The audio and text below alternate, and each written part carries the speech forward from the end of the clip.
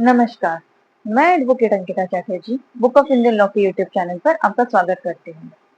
और आज का जो हमारा टॉपिक है वो बहुत ही जरूरी है, क्योंकि अगर आप लव मैरिज करना चाहते हैं या फिर आप बहुत आसान सा शादी करना चाहते हैं बिना किसी धूमधाम के, तो आज का वीडियो आपको जरूर देखना चाहिए। आज की वीडियो में हम डिस्कस करेंगे कोर्ट मैरिज की प्रक्रिया, और हम इसमें जानेंगे कि अगर आपको कानूनन रूप से शादी करनी है तो आपको कौन से कंडीशन फुलफिल करने पड़ेंगे।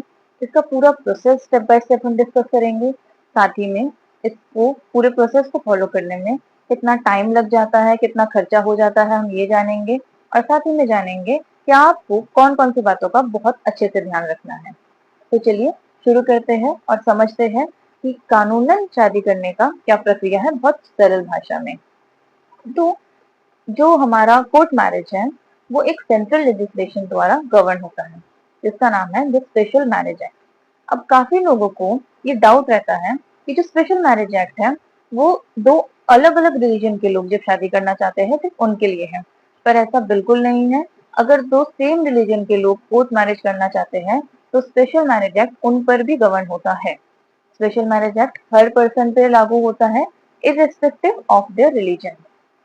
अब जान लेंगे कि आपको कौन कौन से कंडीशंस फुलफिल करने हैं ताकि आप स्पेशल मैरिज एक्ट में कोर्ट मैरिज कर सकें। सबसे पहले एज, लड़की मिनिमम 18 की होनी चाहिए और लड़का मिनिमम 21 ईयर्स का।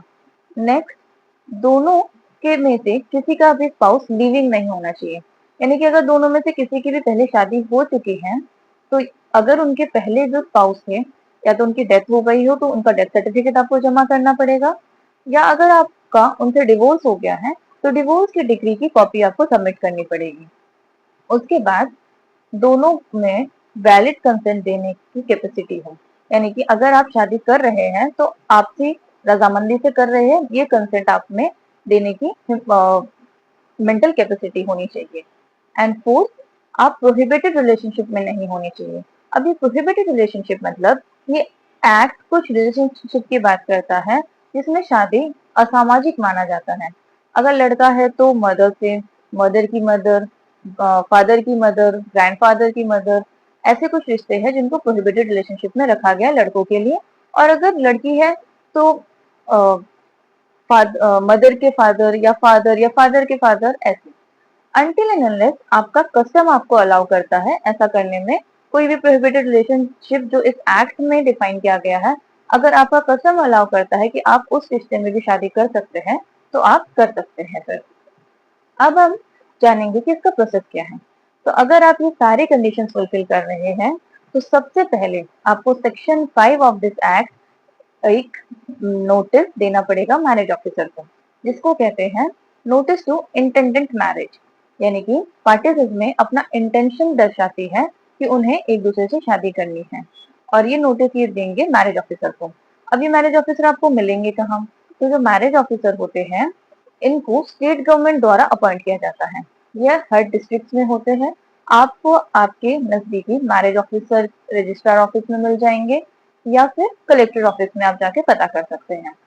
अब जब ये नोटिस आप मैरिज ऑफिसर को दे देंगे, इसके बाद मैरिज ऑफिसर इस नोटिस को पब्लिश करवाएगा। अब पब्लिश करवाने का मतलब ये नहीं कि इस नोटिस को न्यूज़पेपर में छापा जाएगा या पैम्पलेट में छापा जाएगा। मैरिज ऑफिस के बाहर एक बोर्ड रहता है जहाँ पे मैरिज ऑफिसर इस नोटिस को लगवाएंगे। अब वो ऐसा करते क्यों हैं? अगर और फिर वो 30 दिन का टाइम लेते हैं। इस 30 दिन में दुनिया में अगर किसी भी इंसान को ऑब्जेक्शन देना है आपकी शादी के अगेंस्ट तो वो ऑब्जेक्शन दे सकते हैं। अब क्या सारे ऑब्जेक्शन वैलिड माने जाएंगे? मान लीजिए कोई घर वालों के मर्जी के खिलाफ शादी कर रहा है या किसी रिश्तेदार के मर्जी के खिलाफ शादी कर रहा है और वो आके ऑब्जेक्शन दे दे कि हम इस शादी से खुश नहीं है, तो क्या ये ऑब्जेक्शन माने जाएंगे? जी नहीं। ऑब्जेक्शन वही माने जाएंगे जो कंडीशन के अगेंस्ट होंगे, यानी कि अगर दोनों में से किसी एक के भी स्पाउस लिविंग है और वो दूसरी शादी कर रहा है तो वो ऑब्जेक्शन अगर दे आके जो पहले वाला स्पाउस है तो वो ऑब्जेक्शन माना जाएगा। अगर लड़का 21 नहीं है और लड़की 18 नहीं है और उसका कोई ऑब्जेक्शन आ जाए घर वालों की तरफ से तो वो ऑब्जेक्शन माना जाएगा। अगर लड़का या लड़की दोनों में से किसी एक को जबरदस्ती शादी करवाया जा रहा है यानी कि उनका वैलिड कंसेंट नहीं है, तो उसका ऑब्जेक्शन माना जाएगा। या फिर अगर लड़का लड़की प्रोहिबिटेड रिलेशनशिप में है और उनका कस्टम भी उनको अलाउ नहीं करता है शादी करने में और वो कर रहे हैं, तो उसका ऑब्जेक्शन भी माना जाएगा। अब मान लीजिए इस 30 दिन के अंदर कोई ऑब्जेक्शन आया, उसके बाद मैरिज ऑफिसर ने उसमें इन्वेस्टिगेशन किया और वो ऑब्जेक्शन सही निकला, तो मैरिज आपकी नहीं होगी। लेकिन कोई ऑब्जेक्शन नहीं आया या फिर ऐसा कोई ऑब्जेक्शन आया जिसको इन्वेस्टिगेट कराने के बाद झूठा निकला, तो उसके बाद आपको मैरिज ऑफिसर एक डेट देंगे। उस डेट में आपको मैरिज ऑफिसर के ऑफिस में जाना पड़ेगा विद 3 विटनेसेस। अब ये 3 विटनेस ऐसा नहीं कि लड़की की तरफ से 3 और लड़का की तरफ से 3, दोनों मिला के 3। ये 3 आपके रिलेटिव्स भी हो सकते हैं, आपके फ्रेंड्स भी हो सकते हैं, आपके नोन्स भी हो सकते हैं, और with their valid ID proof जिसमें ये लिखा हो कि वो 21 ईयर से ज्यादा है एज में और उनको वैलिड कंसेंट देने की कैपेसिटी है, यानी कि वो आपकी जो शादी है उसके साक्षी बनेंगे।